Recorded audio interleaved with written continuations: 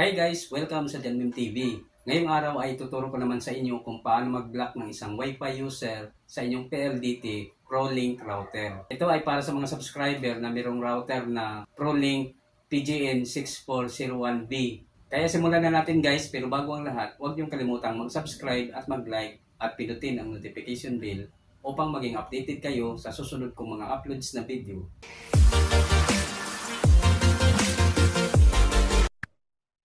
So bago tayo magsimula, kailangan nakakonect na kayo sa inyong Wi-Fi router. At kung connected na kayo, ang unang gagawin natin ay mag-open ng internet browser. Kahit anong internet browser ay pwede nyong gamitin.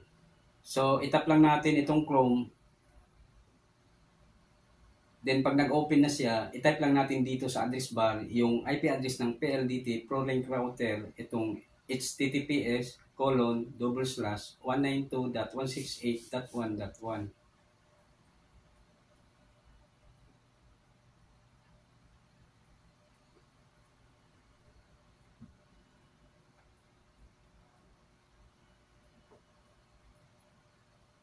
Then itap natin itong go.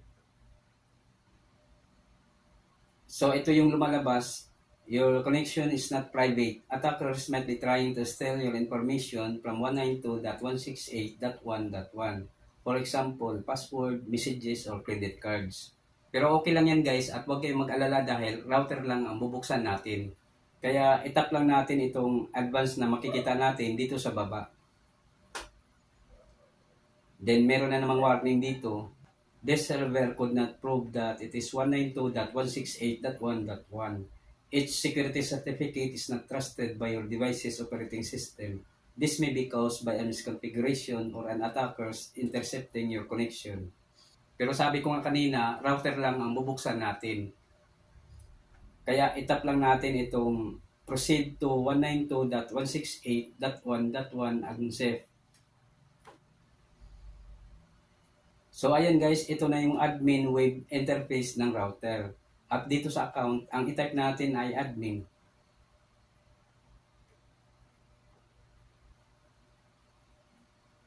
At sa password naman, i-type nyo lang kung ano man ang inyong sariling password. Dahil kung nakapagpalit na kayo ng password dati, ay di nagagana yung kanyang default password na 1234.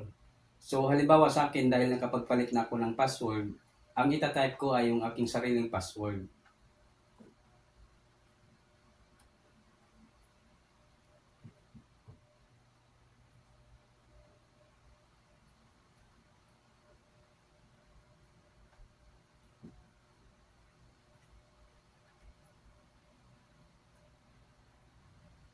Then itap natin itong login. So ayan guys, ito na yung dashboard ng PLDT ProLink router. Then i-select natin itong WLAN. Then itap natin itong 2.4G.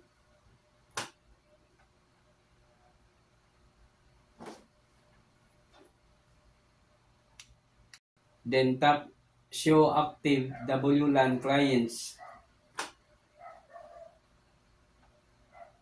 So ayan guys, dito nyo makikita yung lahat na nakakonect sa inyong Wi-Fi router. At piliin nyo lang dito yung MAC address ng isang Wi-Fi user na gusto nyong i-block. Halimbawa, gusto nating i-block itong isang MAC address. Ang gagawin lang natin ay i-copy yung MAC address. Ayan, na-copy na natin. Then itap natin itong close. Then select access control. Then dito sa mode, i-select lang natin itong deny listed.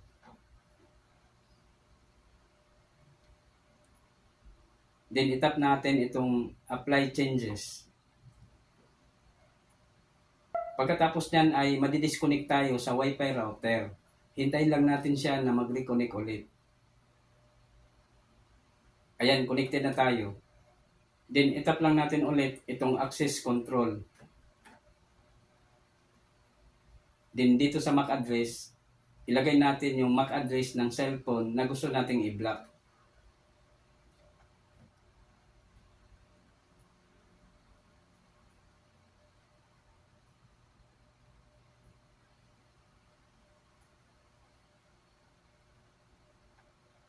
Then itap natin itong add.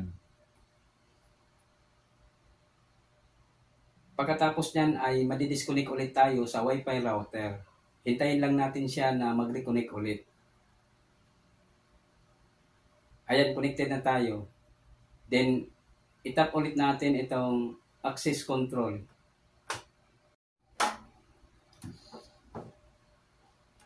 So ayan guys, nakalagay na dito yung MAC address ng cellphone na binablock natin. Ibig sabihin, hindi na siya muli makapag-connect sa ating Wi-Fi router. At para malaman natin kung nakablock na nga talaga, ay itry natin i-connect yung mismong cellphone doon sa Wi-Fi router. So dito guys, meron tayong dalawang Wi-Fi internet connection, itong Janmin 2.4G at PLDT ProLink 2.4G. At itry natin mag-connect dito sa PLDT ProLink 2.4G na kung saan ay nakablock yung ating cellphone. Itap lang natin yan. Then, itype natin yung kanyang Wi-Fi password.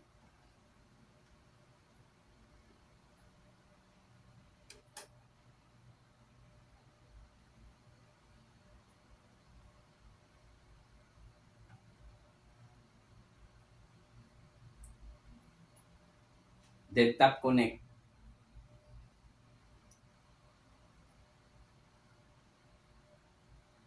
Ayan guys, ang nakasulat dito, could not connect to network. Ibig sabihin, nakablock yung ating cellphone dito sa PLDT ProLink router. Itap lang natin okay. Next naman ay itry natin mag-connect dito sa Janmin 2.4G na kung saan ay hindi nakablock yung ating cellphone. Itap lang natin yan. Then itype natin yung kanyang Wi-Fi password.